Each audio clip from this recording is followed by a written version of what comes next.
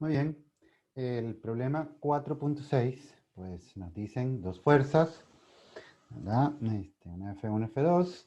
Nos dicen que la F1 pues tiene esta magnitud y tiene una dirección de 60 sobre el eje X en el segundo cuadrante. ¿Ok? Sobre el eje X en el segundo cuadrante. La F2 pues tiene esta magnitud y tiene esta dirección bajo el eje X en el tercer cuadrante. ¿Ok? Entonces uno está en el segundo, otro está en el tercero. Obtenga las componentes X y Y de la fuerza resultante y obtenga la magnitud de la fuerza resultante. Entonces, fíjense que esto es un problema de vectores, pues, pero aplicado a fuerzas. ¿Ok? Entonces tenemos la magnitud y la dirección de cada uno de los vectores.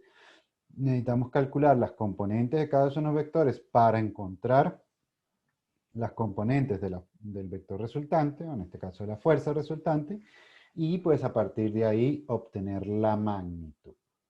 Ok, entonces, bueno, ahí veamos a ver qué es lo que pasa. Tenemos los datos, ¿verdad? Entonces 60 sobre el eje X en el segundo cuadrante y 53,1, ¿verdad? En el, debajo del eje X en el tercer cuadrante. ¿Ok? Entonces aquí tenemos los vectores. Son los vectores. Bueno, perfecto. Entonces, ahí hacemos, ¿verdad? Entonces, las componentes del vector resultante. Entonces, bueno, y la primera componente es básicamente hacer una resta, no, perdón, una suma de negativos. ¿Ok? ¿Por qué? Porque tanto la componente X de este vector F1 como la componente X de este vector F2 miran hacia el lado negativo. ¿Ok? Miran hacia el lado negativo. Entonces lo que tenemos es una suma de negativos. ¿Ok? Entonces tenemos la componente X de este vector F1, ¿verdad? Es adyacente al ángulo, entonces por eso tenemos el coseno. Y tenemos la componente del F2, ¿verdad? Esta componente X del F2 también adyacente al ángulo, por eso el coseno. ¿Ok? Entonces, bueno, y sustituimos los valores y nos queda esto que está aquí. ¿Ok?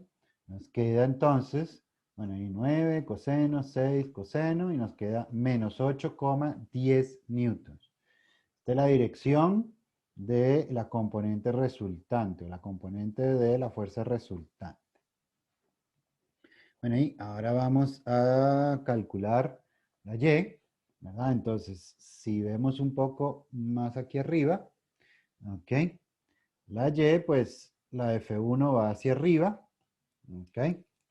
La F1, la componente X, Y de F1 va hacia arriba y la componente Y de F2 va hacia abajo. ¿Ok? Va hacia abajo. Entonces, bueno, y se tienen que restar, es lo que vemos aquí.